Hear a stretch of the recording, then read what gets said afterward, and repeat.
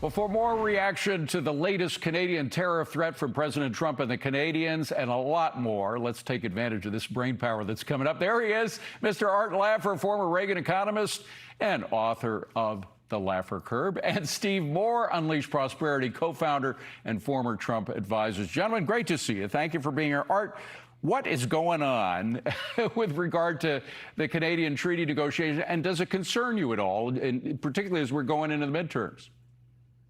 Well, let me just say, I don't really know what is going on. I do know that Canada has a lot of tariffs against us and all that. And you know I am a total free trader. Yes, indeed. As much as anyone. Now, I would never sell nuclear weapons to Kim Jong-un. So in that regard, I'm not a free trader. And Trump is a great negotiator. I don't know what the end game is here. But of course, I hope what happens is we have a free trade pact with Canada, which would be great for the economy. And we get back to being friends together. But I trust Trump to negotiate these things well and good spirits, and I look forward to a great resolution on Canada. All right. Well, Steve, timing is everything in show business and also in politics, and the timing is not great for another kind of a tense moment of trade between two nations like Canada and the U.S. as we're going into the midterms. Also, by the way, July, we saw a drop. We were expecting an increase like we had in June of car sales in the United States. It was down 1.8%.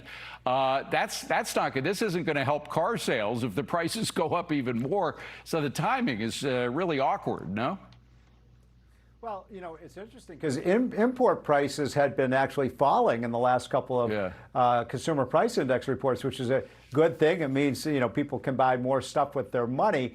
So I'm with Arthur. I'd love to go back to the old idea of North America just being one big free trade zone. You know, David, with all the way down to Mexico and all the way up to Canada, and make the whole North American continent, you know, the dominant continent with respect to agriculture, with respect to energy, with respect to technology, and we can do that. And it's in our interest as Americans to make sure Mexico has a stable economy, obviously, and that Canada is economically healthy. So I hope that the end game here is to ratchet these tariffs down to zero. Yeah. But I'm with Arthur. Look, we got a strong economy. We got the best economy in the world right now. And when you've got look, as Republicans, if you've got an affordability issue, which all the polls, as you know, are saying people are worried about affordability, now might not be the best time to be starting, you know, a trade ratcheting up of tariffs. Well, now is a good time to get another reconciliation bill in, Art Laffer, that has some tax cuts. I mean, the problem with the election for Republicans is they don't have much new stuff to offer. You can't win an election just by saying, well, it could have been worse, or it was worse under my predecessor. You have to present something, and people do feel that they need something to be presented to them about, considering affordability. Everything that Steve said is absolutely true. The economy and investment is going way up. I mean, there are all kinds of new productivity that's helping to bring the rate of inflation down, and everything looks good, but they need something more. Voters need something from Republicans new before the election. They only got 2 months to do it. Well, indexing the capital gains would do something very, very quickly and have a huge hit. And just remember, David, just remember that affordability is all about supply. If you doubled the number of houses in the U.S. with the same population, housing would be very affordable. It's all production, production, production, and we need to face that on affordability. That's the issue there. Cutting the indexing the capital gains tax for inflation would do a huge job. But do remember, and I'm going to quote Steve from this morning, you know, the U.S. has been the biggest performer of all. I mean, the best performer. Trump has created an enormously powerful. Everyone in the world would like to be us. So, you know, bashing him on one thing and then loving him on another. As a president, he's done a great job to date, and I can't believe how great the economy is. Stock market way up there. And Steve pointed that out this morning so beautifully. But, Steve, everyone would like to be us except us. I mean, there's so many people that are complaining.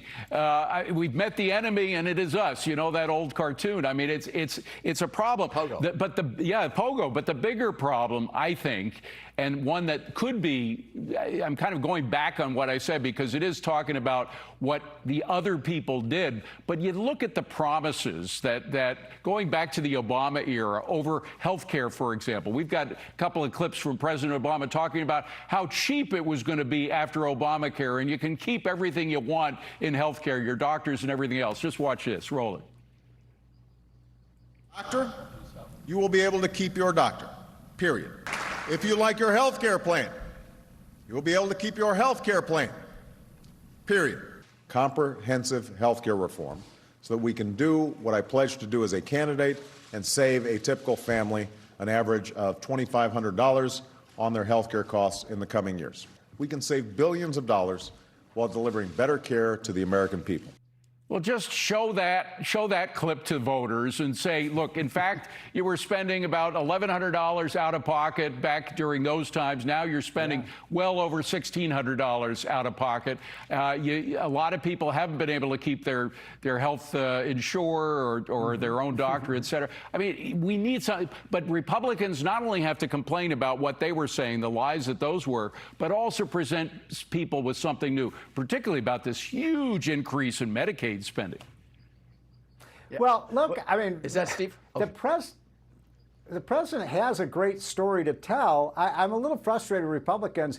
They aren't telling it. So, David, we have the lowest crime rates in the United States in 50 years, in Chicago, in Boston, in all the major cities, New York, et cetera. I mean, that's a big deal. That's like a tax cut. How about the fact that we saw, you know, the drug prices actually fell in the last couple of months? So Trump, in his first 18 months in office, has delivered something that both Biden and Obama promised and never happened. How about the fact that we are in the midst of the biggest investment boom by our technology companies ever in the history of the country? How about the fact that manufacturing? How about the fact that today in America, David, there are more job openings than virtually any other time in history? These are great stories of economic success, and I'm pulling my hair out because Republicans aren't talking about Well, this. you're not the only one, and I'm sure Art feels the same because, Art, since the 2017 tax cuts and the extension in addition to it with this administration, we have 68% more revenue. That's twice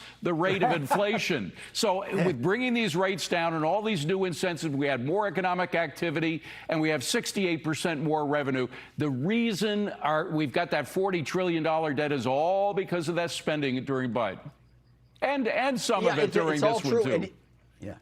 Yeah, he's done a great job on that, on the economy and making it permanent and tips and all of that. Yeah. I would love to see him. He did the greatest thing on the executive order on medical price transparency. Yes. If he pushed that one really hard, he could save, he could actually fulfill Biden and Obama's promises times 5. Yeah. We are losing $1 trillion a year because of healthcare price transparency not being there in hospitals fully right now. That is the biggest economic deal there is. It's all Trump all the way, and he's the champion on that.